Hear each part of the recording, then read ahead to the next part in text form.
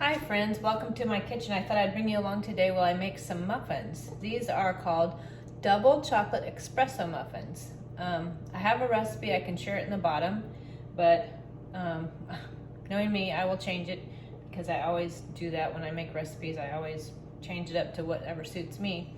So first of all, we're starting with a stick of butter.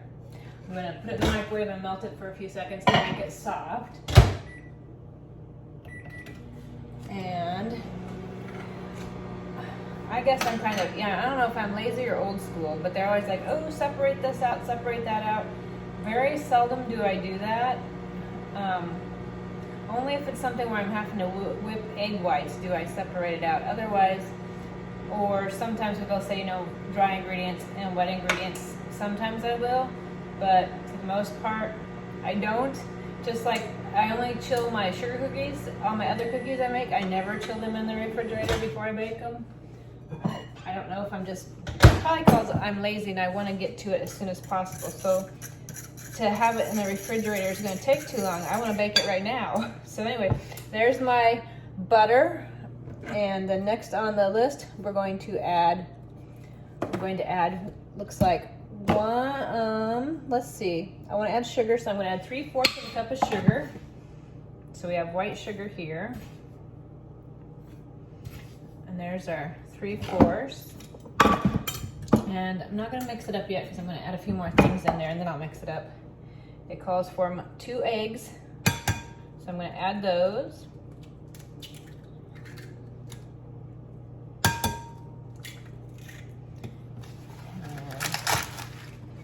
Then, let's see, we'll add some of the other dry ingredients, like it's going to call for half a teaspoon of salt. Yep, half a teaspoon of salt. And this is just real sea salt. I prefer that. It has a finer grain and a better flavor, and honestly, I think it's healthier than regular table salt. Although don't get me wrong, I will use table salt if I need to, because hey, salt's good and salt's salt. So it calls for baking powder. Looks like a teaspoon of baking powder. So we'll measure off that. And I flatten it with the lid because you want it to be smooth on top.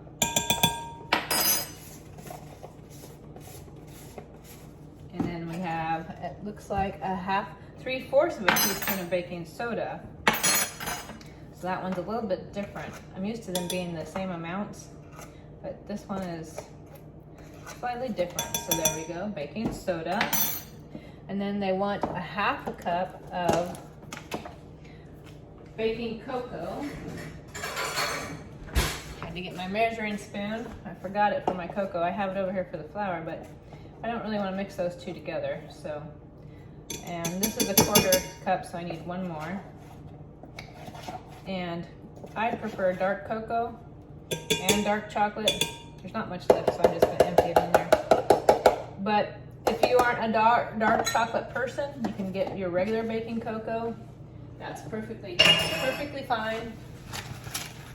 You pick the chocolate you like, and I will use regular baking, but I much prefer the dark chocolate. Has a richer cocoa flavor. It's not quite as sweet. And I think at this point, let's add the extract. It calls for vanilla, but the fact that you want them to be an espresso, I prefer a coffee extract, so it has a stronger coffee flavor. And for that, it's going to need, I'm marking off my thing so I don't forget to, 1.5 teaspoons of extract. It called for vanilla, like I said, but I would rather use coffee, so it even has a stronger coffee flavor. If you don't want as strong of a coffee flavor, feel free to use vanilla. Quite honestly, what you could use too is, because you're going to put some real coffee in it, or espresso, and then it's got chocolate, you could even use a mint extract and make it almost like a pepperminty, like mocha, for like holiday time, which sounds amazing to me. So there's that, and we'll turn it here a little bit so you can see. Now I think I will mix this up before I add in the buttermilk, which I don't have buttermilk, So I did an age-old cheat where you take milk and measure it out. Into that add lemon juice, or you can even use white vinegar if you have that, not lemon juice. It's about a teaspoon to 1 cup, and you let it sit for a couple of minutes, and it will create that kind of buttermilky flavor. Because buttermilk is a little bit more, it's heavier fat, and it's also a little bit more acidic than regular milk. So that's what the juice or the vinegar is adding to it, is giving it a little bit more acidity. So there we have a nice dark chocolate. Now I'm going to add my measuring spoons here. Add my coffee. So this is coffee I brewed a couple of days ago, and it's been cold in the refrigerator. So it's perfect, because if you were going to use fresh brewed coffee, you'd have to let it cool down a little bit so it doesn't cook your eggs. Because you want the eggs to bake in the oven, not in your bowl. So, and it called for 3 tablespoons of fresh brewed coffee. So there we go.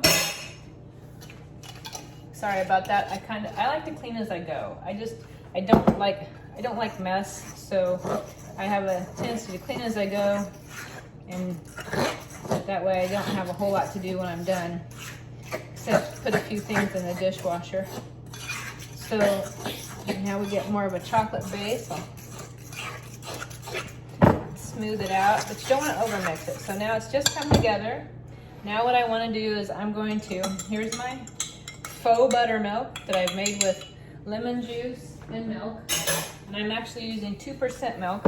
If you don't want to use 2% milk or whole milk or actual buttermilk, you could probably use a coconut milk or almond milk or soy milk. I would not use skim, or you're not going to have as fluffy of a muffin, because the fats help give it some fluff to it and some good flavor. Now I'm going to take some turns adding the flour with the buttermilk. So here's my big butter bowl. It calls for 1.5 cups of flour. So I'm just marking off some of my recipe here, stuff I've put in so I don't forget to add anything. So this measure is a 1/3 cup. So I'm going to use that because it calls for 1/2. So I'm going to do 1 cup and stir it and add some buttermilk. Then I'm going to add more and kind of take turns. So we'll do 1. I'm going to do 2. And now I'm going to stir. And in a minute we'll add in some buttermilk. So we'll mix that in.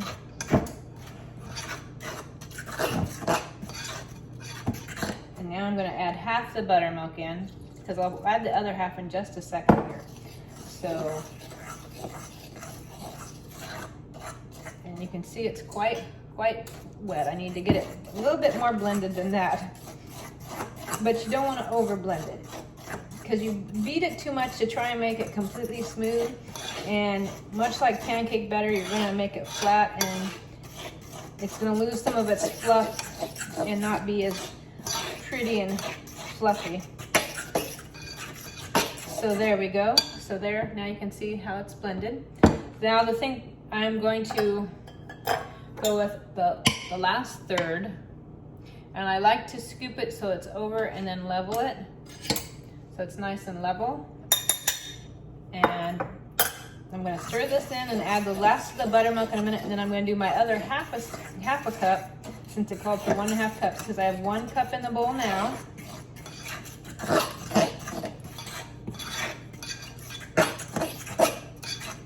Okay, now let's put in the buttermilk, the last of it. Put that in my sink because I'm done. And we'll blend this in.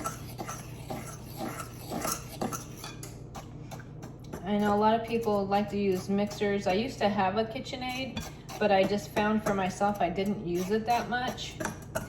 I guess from watching my mama for so many years, she always used a fork to blend with. So that's how I do it. I do also have a Danish, or it's either a Danish or Swedish dough whisk. This, you can see it. I will use it once in a while because it blends it excellent. It's great. but for whatever reason today I just didn't feel like it, so I'm not using it today. And if I want something with a lot of volume, I will use an actual whisk. But see, it's nice and smooth. So now what I'm going to do is add the final half cup of flour. So I'm gonna level it out. Well, get a better scoop than that. There we go. And put that back in there. For me, I just always keep measuring spoons in. I have bread flour with a half cup, regular flour with a third cup, and sugar with a quarter cup in it. And that way I always know that's what's in there when I want to measure it out. I don't have to go find a scoop because it's always already there. But before I stir this in, what I want to do is add some chocolate chips. It calls for 3/4 of a cup, but I'm gonna eyeball it because when I measure chocolate chips, I measure them with love. So it's as much as I want to put in. So, but if you blend it with the flour helps coat the chocolate chips. So it kind of gives them a little bit of sticking power so they don't all sink to the bottom of your muffin when you bake it. It gives them a little bit of buoyancy in the muffin so they can kind of be more evenly distributed. So we're gonna blend that a little bit. And now we can scoop it into the muffin pan. And I'm gonna get a spoon for that.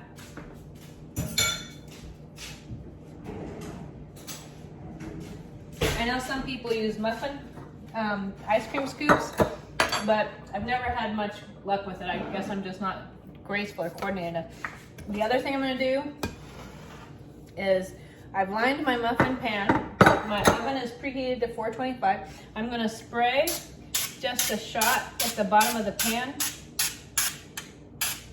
like that, because then when you get ready to eat the muffins and remove them, it helps them release better, so your muffin doesn't all stick to the paper cup.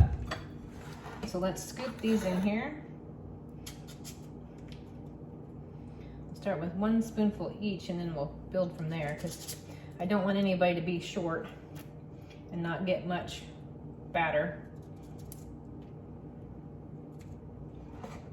So this way I can make sure, whoops, I always do that. Kind of irritating, but oh well. This is real baking, people. Stuff happens. There we go.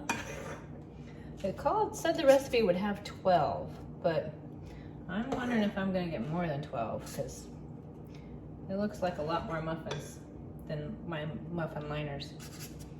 But I am gonna go back and fill some of them a little bit more because I like them a little bit closer to the top. I don't want them completely full because they have to have room to rise, but I do want a little bit more in there. Oh, and I hate when I dribble. Shame. Oh well. It's fine, it will wash and it's not gonna affect the ones that are baking. We'll get some, that one's really low. There we go. Get them a little bit more evened out here.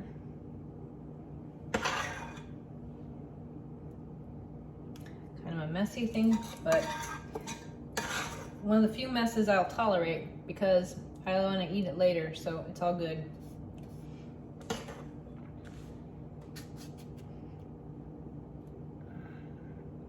Yep, I think I'm going to definitely need more of a liner, more muffins. But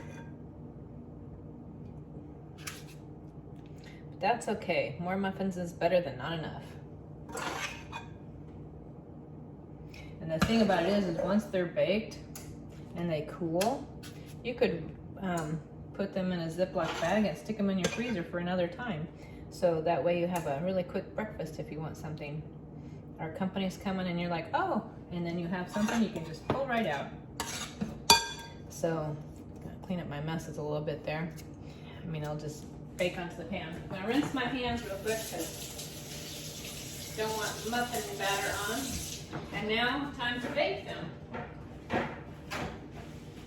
So, put them in the oven at 425 for 5 minutes. There's my timer.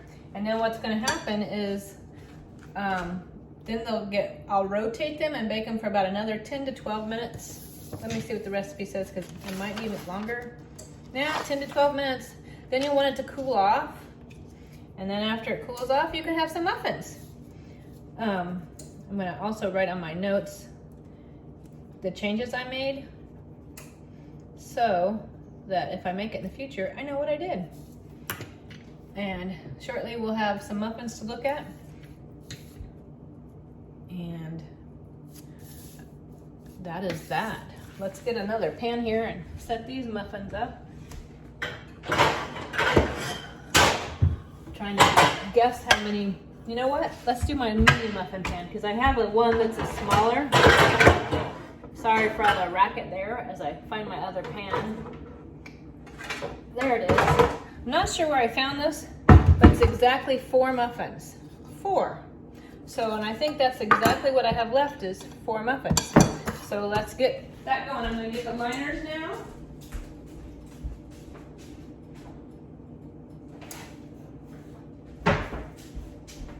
I prefer liners just because it's easier to take them out of the pan.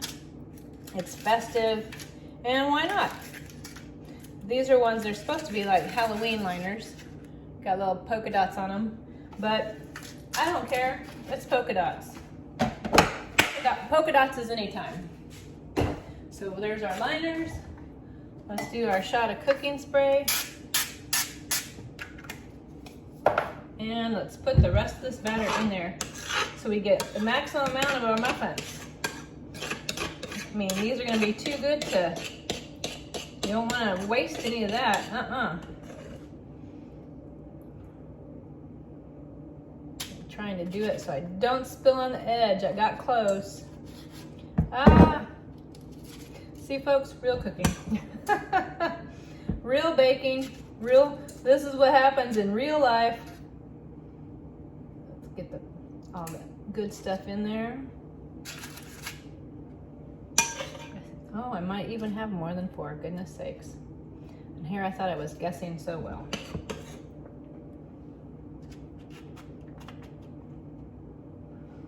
Yep, gonna have to do a couple more. That happens. Let's see how much I can fill these up. Probably not enough.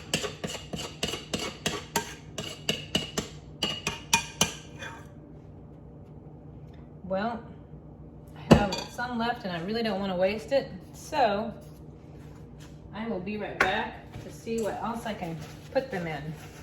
Let me see, I have other baking pans.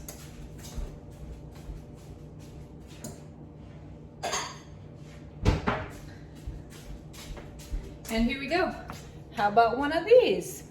And go ahead and spray the bottom because I don't want it to leave a mess. And we'll just put the rest in there and it will be a giant muffin. It can be a muffin for 2.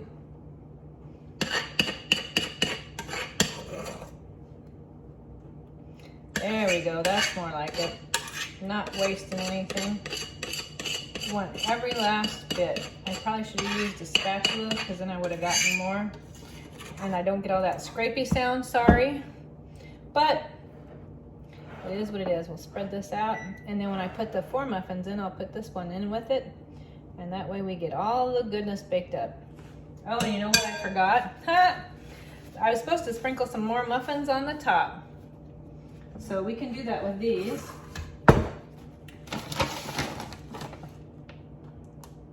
There we go. Add some more, or not muffins on the top. Chocolate chips. Listen to me. I don't even know what I'm doing. Put some more on top of these.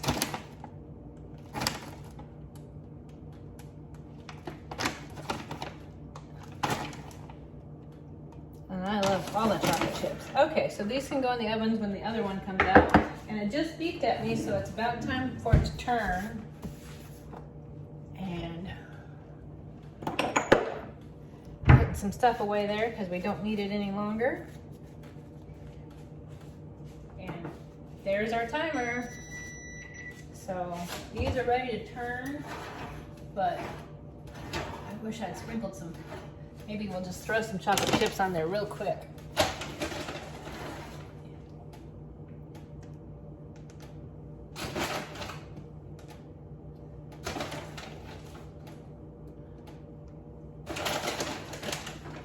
It's probably easier if I take them out and try it. Plus I need to lower the temperature to 350 anyway, so that works out. Add some more chocolate to the muffins.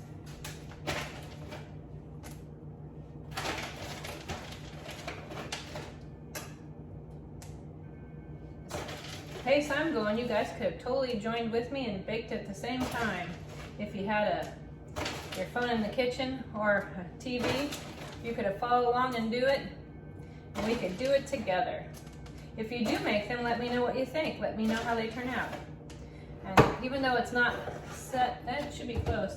I'm gonna put them back in, and we'll put them back in for, I'm gonna split the difference. It says 10 to 12, I'm gonna do 11. So,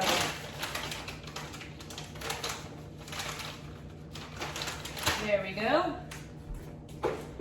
And I'm not good at editing, so the finished muffin, you'll have to see it in the picture preview and not live with me, because I don't want to waste your time by waiting for the 11 minutes for it to be done. So if you want to see the muffins in their finished glory, it'll be the title picture of the video, and then you can see what they look like, and you'll know that that's what you want yours to look like when you bake them. And I hope you enjoy the muffins, and thank you for joining me. The recipe will be in the description below, and I hope you have a great day. Happy baking.